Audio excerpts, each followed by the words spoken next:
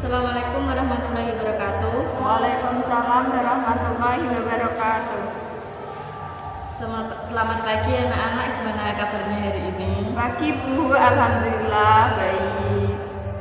Untuk memulai pelajaran hari ini, kita membaca doa terlebih dahulu. Berdoa mulai.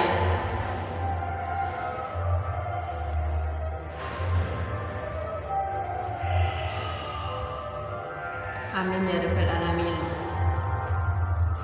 Selanjutnya kita absensi dulu, nggih. Ya Bu. Mila, Hadir. Zahra. Oh, itu semua, nggih. Ya, Bu. Siapa yang tidak masuk hari ini? Alhamdulillah masih semua Bu. Alhamdulillah, ya Allah, sergap-sergap. Mata pelajaran hari ini Al-Quran Hadis bab 7 yang menjelaskan tentang unsur-unsur hadis. Sebelum materi kita mulai, saya akan bertanya kepada kalian semua, sudah tahu belum tentang unsur-unsur hadis itu apa saja? Belum Bu. Belum tahu. Ya kan belum dipelajari. Oh, baiklah.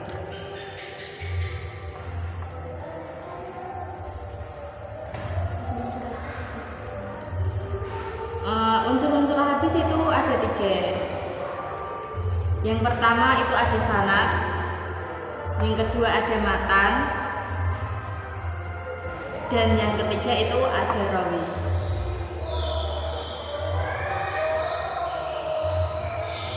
Mila, kamu bisa menjelaskan tentang unsur-unsur hadis? Iya Bu, bisa. Di materi yang sudah Ibu share. Silahkan dibaca. Dan teman-teman semua mendengarkan, nggih.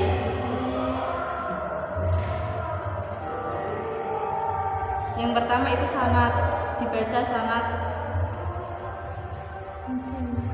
Dicari dulu. Sanad dari segi bahasa, sanad berarti muktamad, artinya yang menjadi sandaran atau tempat bersandar. Arti yang lain, sesuatu yang dapat dipegangi atau dipercaya. Dalam istilah ilmu hadis, sanad ialah rangkaian urutan orang-orang yang menjadi sandaran atau jalan yang menghubungkan satu hadis atau sunnah sampai pada Nabi Shallallahu Alaihi Wasallam. Sanad menurut istilah ahli hadis yaitu at-tariqul musilu ilal matni, jalan yang menyampaikan kepada matan hadis, atau dalam istilah lain silsilatur rijalil masilu ilal matni, mata rantai pada periwayat hadis yang menghubungkan sampai ke matan hadis. Menerangkan rangkaian urutan sanad suatu hadis disebut isnad. Orang yang menerangkan sanad atau hadis disebut musnid. Sedangkan hadis yang diterangkan dengan menyebutkan sanadnya sehingga sampai kepada Nabi disebut musnad. 2. Matan. Dari segi bahasa, matan berarti bumbung jalan, tanah gersang atau tandus, membelah, mengeluarkan, mengikat. Matan menurut istilah ilmu hadis yaitu mantaha ilaihi sanatu minal kalami fahuwa nafsul haditsil ladzi dzukirul insatilah. Perkataan yang disebut pada ada sanad yakni sabda Nabi Sallallahu Alaihi Wasallam yang disebut suatu sudah hadis disebutkan sanadnya. Sudah. Selanjutnya, daripada kamu ngantuk ya,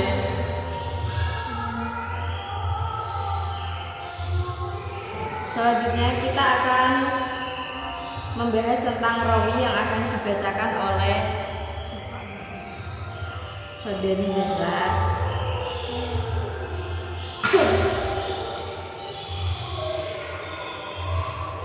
Yaitu orang yang meninggalkan hadis dari seorang guru pada orang lain atau membukukannya ke dalam kitab hadis. Rawi pertama adalah para sahabat dan rawi terakhir adalah orang yang membukukannya, seperti Imam Bukhari, Imam Muslim, Imam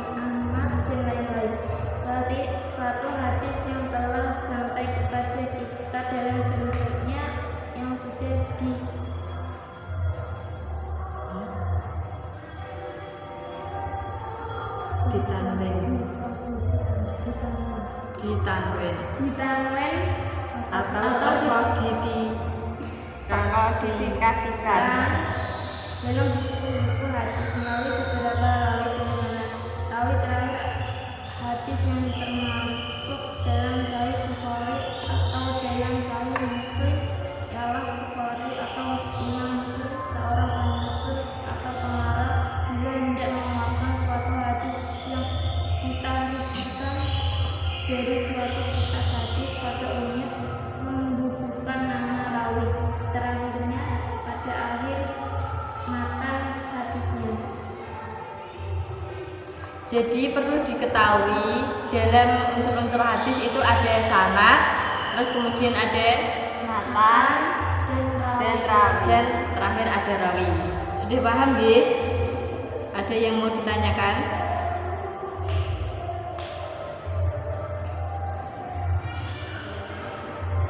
Kalau bersandar pada seseorang itu termasuk salah atau tidak? Kan itu artikan penjelasannya kan bersandar. Nah, kalau bersandar pada seseorang itu termasuk sanad atau tidak? Ya itu sanadnya kamu. Udah jangan bercanda ya. Kemudian itu akan menjelaskan tentang syarat-syarat rawi. Ada beberapa syarat rawi, yaitu yang pertama adil. Adil dalam konteks studi hadis berbeda dengan adil dalam konteks persaksian atau hukum. Menurut muhaddisin, yang dimaksud dengan adil adalah istiqomatuddin. Kalian tahu nggak istiqomatuddin itu apa? Nggak tahu. Kurang belajar guys. Melaksanakan kewajiban dan menjauhi perbuatan haram yang mengakibatkan pelakunya fisik. Ya, jadi istiqomatuddin ialah melaksanakan kewajiban-kewajiban dan menjauhi perbuatan-perbuatan haram yang mengakibatkan pelakunya fasik. Sedangkan al-muru'ah adalah melaksanakan adab dan akhlak yang terpuji dan meninggalkan perbuatan yang menyebabkan orang lain mencelanya. Yang kedua ada muslim. Menurut ijma, seorang rawi pada waktu meriwayatkan suatu hadis maka ia harus muslim. Jadi tidak boleh beragama Kristen, Hindu dan yang lainnya. Periwayatan kafir tidak sah. Seandainya seorang fasik saja kita disuruh klarifikasi, maka lebih-lebih rawi yang kafir. Kaitannya dengan masalah ini berdasarkan firman Allah. Kita lanjutkan ya anak-anak. Ya Bu. Muslim menurut ijma, seorang rawi pada waktu meriwayatkan suatu hadis maka ia harus muslim. Kenapa harus muslim? Ya karena hadis itu adalah perkataan atau perbuatan Nabi Muhammad SAW. Jadi harus muslim, dia tidak boleh meriwayatkan hadis itu orang-orang kafir. Bu, kalau itu kan terkadang kan ada hadis riwayat Tirmidzi itu itu termasuk rawinya. Rawi itu orang yang membuat ya, yang meriwayatkan. Seandainya seorang fasik aja kita disuruh klarifikasi, maka lebih-lebih rawinya yang kafir. Kaitannya dengan masalah ini berdasarkan firman Allah Subhanahu wa taala yang artinya, wahai orang-orang yang beriman, jika seseorang fasik datang kepadamu membawa suatu berita, maka telitilah kebenarannya agar kamu tidak mencelakakan suatu kaum karena kebodohan atau kecerobohan yang akhirnya kamu menyesali perbuatanmu. Yang ketiga ada balik. Seorang rawi itu harus balik. Jadi kalau belum balik itu belum bisa dikatakan rawi. Yang keempat itu berakal. Berakal berarti tidak gila. Iya tahu. Kalian semua berakal kan? Alhamdulillah berakal lah. Selanjutnya rawi, yaitu syarat-syarat rawi tidak pernah melakukan dosa besar dan tidak sering melakukan dosa kecil. Dia sama-sama berdosa tapi tidak sering melakukan perbuatan dosa kecil. Jadi gini Bu, ya mereka berdosa, tapi dosanya tuh orang Tidak yang berlebihan dan tidak sering melakukan dosa kecil. sekarang melakukan dosa, besoknya deh, terus selang beberapa bulan melakukan dosa lagi gitu. Berarti dia hilaf. Yang selanjutnya ada David. David mempunyai dua pengertian, yaitu jangan mengelamun. Dibaca David. Silakan Mbak Mila. David. David dalam arti kuat hafalan serta daya ingatnya dan bukan melukai seperti dengan istilah David al-Sadri. David yang kedua yaitu arti dapat memelihara kitab hadis dari gurunya sebaik-baiknya, sehingga tidak mungkin ada perubahan yang disebut dengan David al-Kitabah.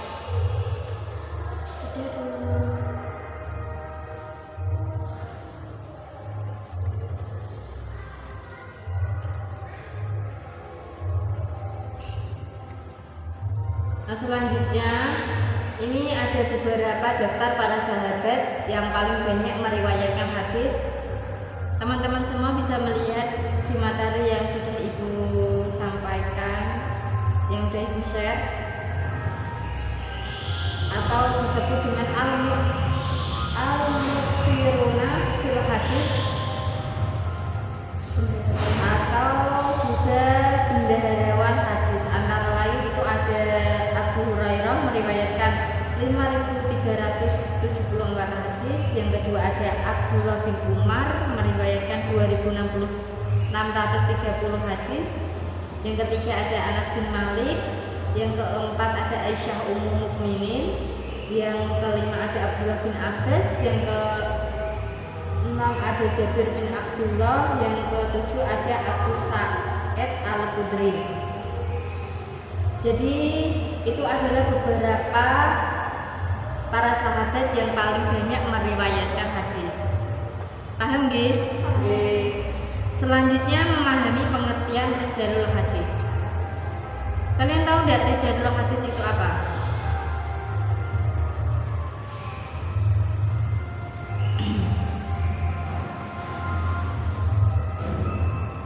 Nggak tahu Bu. Ya, saya akan menjelaskan.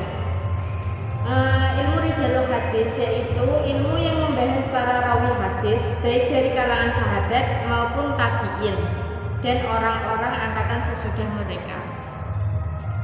Dalam ilmu rijalul hadis ini dijelaskan sejarah ringkas para rawi hadis dan riwayat hidupnya dan mazhab yang dianut serta sifat-sifat rawi dalam meriwayatkan hadis. Kitab-kitab yang disusun dalam ilmu ini banyak macamnya. Ada yang hanya menerangkan riwayat singkat dari sahabat Nabi, ada yang menerangkan riwayat hidup rawi secara lengkap, dan yang lainnya. Ada juga yang menjelaskan para rawi yang dipercaya saja. Ada yang menerangkan riwayat-riwayat para rawi yang lemah-lemah atau para mudalis atau para pembuat hadis maudhu. Dan ada yang menjelaskan sebab-sebab dicatat dan sebab-sebab dipandang adil dengan menyebutkan kata-kata yang dipakai untuk itu serta martabat perkataan.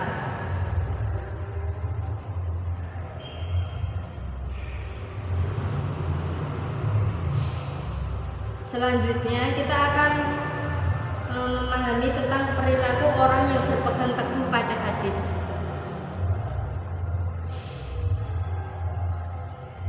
Umumnya seseorang itu kan mempunyai perilaku yang buruk atau baik atau sedang. Nah, ini menjelaskan tentang perilaku yang berpegang teguh, orang yang berpegang teguh pada hadis.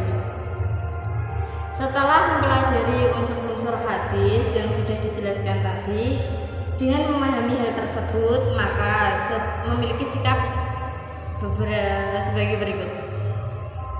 1. Mempelajari unsur-unsur hadis, maka rasa ingin tahu tentang unsur-unsur hadis harus ditumbuh kembangkan untuk menjadi seorang muslim yang sesungguhnya. Mempelajari unsur-unsur hadis dapat mendatangkan banyak manfaat. Oleh karena itu, sudah selayaknya kita sebagai orang muslim mengetahui banyak hal tentang unsur-unsur hadis dan ilmunya, dengan meningkatkan kegiatan gemar membaca baik pada saat di madrasah maupun di luar sekolah. Senyum. Yang ketiga apa? Mempelajari unsur-unsur hadis yang masih ada meskipun mereka sudah meninggalkan dunia ini berabad-abad yang lalu. Hal ini tentunya dapat membangkitkan siswa untuk menghargai karya-karya mereka dan selanjutnya terdorong untuk menghasilkan sesuatu yang berguna bagi orang lain.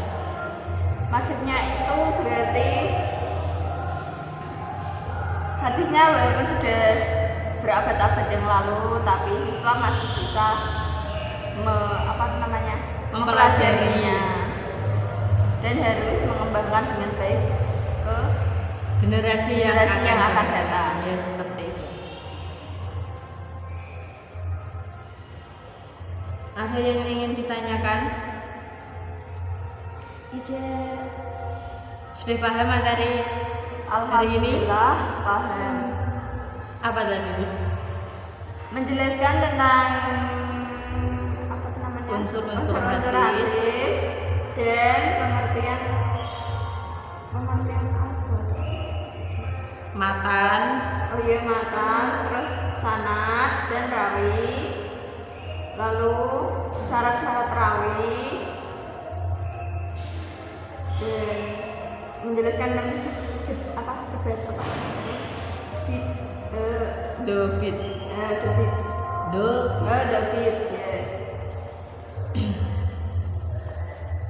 Sebelum kita akhiri pelajaran hari ini,